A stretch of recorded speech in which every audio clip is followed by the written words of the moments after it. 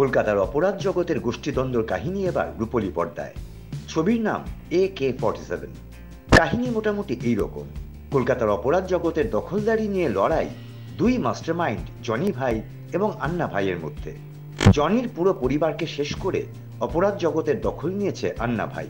এবার পাল্টা মার দিতে মরিয়া জনি ও তার দলবল। প্রতিদ্বন্দ্বীকে পৃথিবী থেকে সরিয়ে দিতে সুপারি কিলার খুঁজতে থাকে জনি, কিন্তু আন্না ভাইকে সুপারি কিলাররা এতটাই ভয় পায় যে কেউই রাজি হয় না। এই সময় কলকাতা পুলিশের দায়িত্ব নেন এক নতুন পুলিশ সুপার, কিন্তু আন্না তা জানতে পারে এবং তার অনুচর একে দিয়ে সেই এসপিকে খুন করায়। পুলিশ হন্যে হয়ে একে খুঁজতে শুরু করলে আন্না তাকে দূরের এক গ্রামে পাঠিয়ে দেয়। কিন্তু অপরাধ জগতের অন্য এক থাবা রয়েছে সেই গ্রামে। সেই গোষ্ঠীর নেতার নাম বিজবা।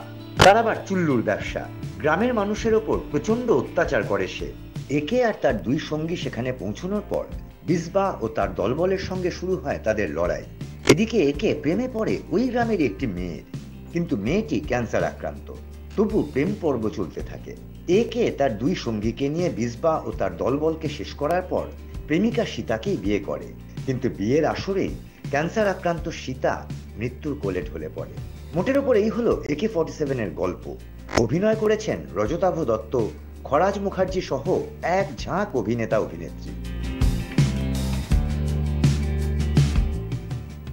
আমরা যে ফিল্মটা বানিয়েছি সেই ফিল্মের আমি প্রোডাকশন ডিপার্টমেন্টের মধ্যেই প্রোডাকশনটা হওয়ার পিছনে আমি যথেষ্ট পরিশ্রম করেছি এবং আমার যে ক্যারেক্টারটা আমি অভিনয় করেছি অ্যাজ এ অ্যাক্টার আমি ওই গ্রামের মূল ভিলেনের ক্যারেক্টার আমি করেছি। বিজবা ক্যারেক্টারটা আমি করেছি। কিন্তু টোটালি বলতে হয় কি এই ফিল্মটা সামগ্রিকভাবে খুবই ভালো হয়েছে। এতে আমাদের খরাজ মুখার্জি অভিনয় করেছেন, রজতাভ দত্ত অভিনয় করেছেন, বিমান দা অভিনয় করেছেন, তারপর Pradip Bhattacharya national school of drama pass করা থিয়েটারের খুব উঁচু মানের মানুষ, উনি অভিনয় করেছেন। এছাড়া এমন একটা আদিবাসী গ্রাম ক্রিয়েট করে একটা গ্রামকে বানিয়ে সেই আদিবাসী গ্রামের মধ্যে এই গল্পটাকে নিয়ে হয়েছে। এটা বাঁকুড়ার বিষ্ণুপুরের ওই হরিগাড়া জঙ্গলের পাশে বাসদেবপুর জঙ্গল, সেখানে বিস্তীর্ণ অনেকটা জায়গা জুড়ে আমাদের কিছুটা ফরেস্ট ডিপার্টমেন্ট থেকে আমরা পারমিশন নিয়ে ওখানে আমরা ওইখানে আদিবাসী গ্রাম বানিয়ে আমরা শ্যুটটা করেছি। কিন্তু এই শুটিংটা করতে গিয়ে বাকি পুরো ফিল্ম গিয়েছিল বাঁকুড়া বিষ্ণুপুরে। এছাড়া শহরে কলকাতাতেও শ্যুট হয়েছে। এই ফিল্মের টিজার যেটা হয়েছে অনেক প্রশংসা আমরা পেয়েছি যে যথেষ্ট ভালো হয়েছে ফিল্মটা, এবং আজকে ট্রেলার রিলিজ করলো, এতেও নিশ্চয়ই প্রশংসা পাবো। আর কথা হচ্ছে কি যে আমাদের ফিল্মটা যথেষ্ট ভালো হয়েছে, একদম সহজ ঘটনার ফিল্ম, একটা অন্য স্বাদের অন্য মাত্রার ফিল্ম। আমরা সাধারণত বাংলা ফিল্ম যা দেখি, এই ফিল্মটা বাংলা ফিল্ম, কিন্তু বাংলা ফিল্মের বাইরেও একটা ভিন্ন স্বাদ, আলাদা রকমের একটা ভালো লাগার ব্যাপার আছে। তা আশা করি আপনাদের ভালো লাগবে। আপনারা অবশ্যই ফিল্মটা দেখবেন এবং আশীর্বাদ করবেন ফিল্মটা যেন সফল। AK-47 মুভিটা আসছে, তার মধ্যে আমার যা রোলটা হচ্ছে আন্না ভাই, আমি হচ্ছে মাফিয়া কলকাতার। আর যা ইম্পর্টেন্ট যা রোল আমাকে দিয়েছে এটা, আর যেভাবে প্রেজেন্ট করতে পেরে জানি না কীভাবে করেছি আমি, কিন্তু বিপ্লব দা যে আমাকে দিল এটা চান্সটা, দারুণ হয়েছে। মুভিটা ফাটাফাটি হয়েছে, স্টোরি লাইন আপ দারুণ, আর আপনার ইমোশন, অ্যাকশন, রোমান্স, আপনার সবই কমেডি সবই রয়েছে, প্রায় কম্প্যাক্ট মুভি একটা। আর তার মধ্যে একটা খুব ভালো ক্যারেক্টার আন্না ভাই করছি। আশা করছি সবার ভালো লাগবে এটা মুভিটা। সবাই আসবেন, হলে দেখবেন, দারুণ মুভি, সবাই দেখবেন। খুব পরিচিতি পাবেন এই ক্যারেক্টারটার মাধ্যমে আশা করছি। এখন যে টিজার যেদিন ফার্স্ট লঞ্চ করেছে, আমরা তো এখন ফার্স্ট মুভি এটা, কিন্তু আফটার টিজার যেভাবে আমি পাচ্ছি, সবাই যেভাবে আমাকে অ্যাপ্রিসিয়েট করছে কি দাদা কি লুক সাউথ ইন্ডিয়ান ও বিশাল, রাস্তায় গেলেও এখন এই লুকটা পর একটা আলাদা বলে না একটা ফিলিং, একটা আলাদা আশা। সব বলছে এখন টলিউড এমনি ভিলেন কেউ নেই, একটা কামব্যাক হলো, একটা নতুন একটা ভিলেন পেলাম আমরা, তো খুব প্রাউডও ফিল হয়।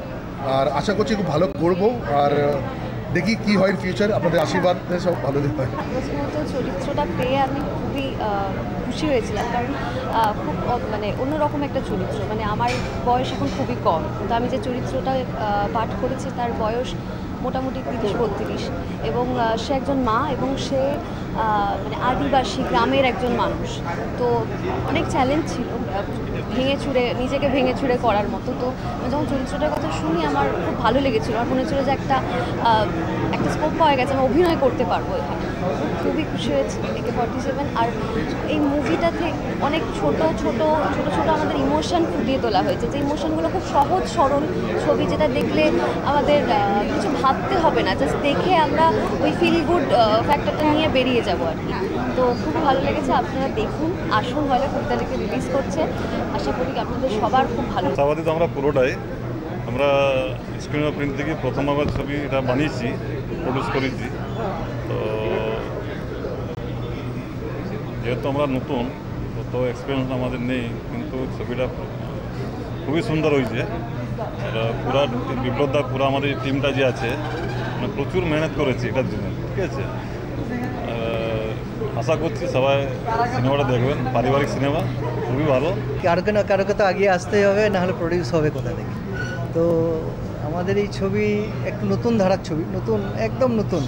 সাউথের কিছুটা টাচ আছে এর মধ্যে।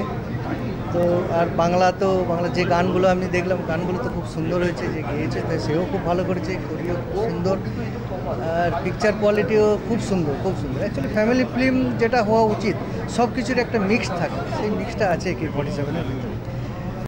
যেহেতু বাংলা ছবি, মানে হলমুখে বাঙালি এখন হন না, এই জায়গায় কতটা আশাবাদী? মানে আপনারা তো একটা পরিশ্রম করেছেন। আমরা তো ফুললি আশাবাদী যে মানুষ এইসব সিনেমা দেখতে ফিল্ম হলে আসবে। মেবি সেটা ভেতরে তো আমরা এখন দেখেই থাকি, সব কিছু তো এখন ভেতরে এসে গেছে, কিন্তু এইসব ফিল্ম, এই টাইপের ফিল্ম এলে, বাংলাতে এলে মানুষ আবার হলমুখী হবে, এটা আমরা খুবই আশাবাদী। সিনেমাটা আমাদের 30 আগস্ট রিলিজ ছিল, তো আমরা ডেটটা পিছিয়ে দিয়ে এখন যে ডেটটা করেছি সেটা হচ্ছে এই মাসের 20 তারিখে করেছিলাম, বাট এই মাসের 20 তারিখে আমরা রিলিজ করতে পারবো না। নেক্সট মান্থের এই মাসেই দেখি মোটামুটি রিলিজ করার প্ল্যানিং চলছে। এবং সিনেমাটা তো বানিয়েছি 1.5-2 বছর ধরে বানিয়েছি। সিনেমাটা আলাদা গড়ানোর একটা আলাদা জিনিস, ফুল কমার্শিয়াল লাভ স্টোরি পুরো সিনেমাটা। তো বাকিটা দেখা যাক কীভাবে। কতটা আশাবাদী এই ছবির মূল আকর্ষণটা কি? দেখুন, এখানে হচ্ছে মূল আকর্ষণ বলতে আপনার যেসব ছবিগুলো সাধারণত হয় আমাদের এখানে 70% আদিবাসীদেরকে নিয়ে বানানো হয়েছে, আর 30% হচ্ছে কলকাতা মিলে পাঞ্চ করে, যেটা আজ পর্যন্ত কোনো সিনেমাতে সেরকম লুকস বা সেরকম ধরনের টোটালের জিনিসপত্র, গয়নাগাটি থেকে শুরু করে ড্রেস পোশাক থেকে সব নিজের সাথে তৈরি করা আমাদের জিনিসপত্রগুলো, এবং আলাদা কিছুটা চমক দিতে যাচ্ছে, এটা বলতে পারি দর্শককে। যতদিন ওই একে বেঁচে আছে ততদিন তুই আর কিচ্ছু করতে পারবি না। একে? সেটা আবার কে? যার নাম শুনলে ব্রহ্মাণ্ড পর্যন্ত কাঁপে স্যার, গরিবের মাসিহা আর শত্রুদের যমরাজ স্যার, যার নাম শুনলে আচ্ছা আচ্ছা মাফিয়ারও প্যান কিলা হয়ে যায় স্যার, যার পুরো নাম AK-47 স্যার।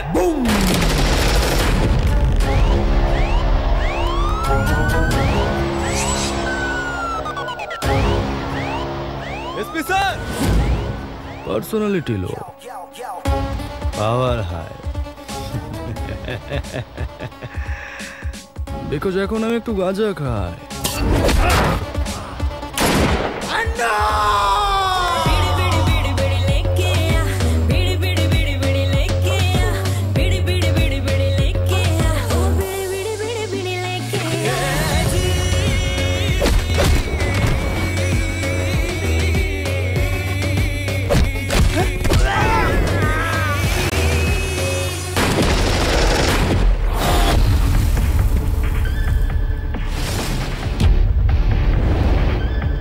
দেখো, ওরা এই গ্রামে এসেছে, তার মানে ওরা এই গ্রামের অতিথি। আরেকটা সুযোগ তো ওদের দেওয়া উচিত নাকি? হ্যাঁ,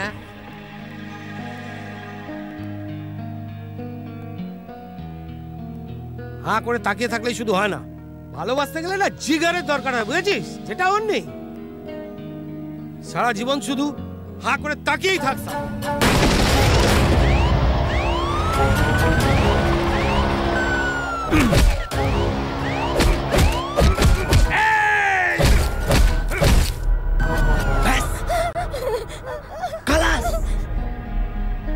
যে তোমায় কষ্ট দেবে তারও ঠিক একই অবস্থাই হবে, কারণ আমি তোমায় ভালোবাসি। I love you. এ গণেশ, আমাদের বিয়ের ব্যবস্থা কর। হয়ে যাবে ভাই।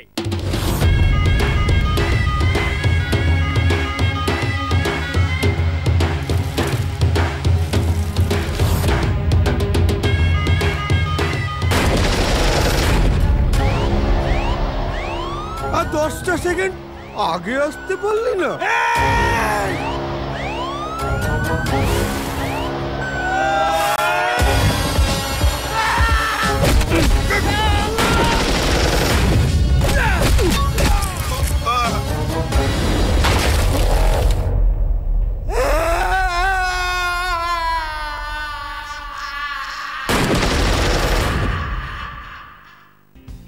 সুকান্ত মিত্র রিপোর্ট, চ্যানেল 10।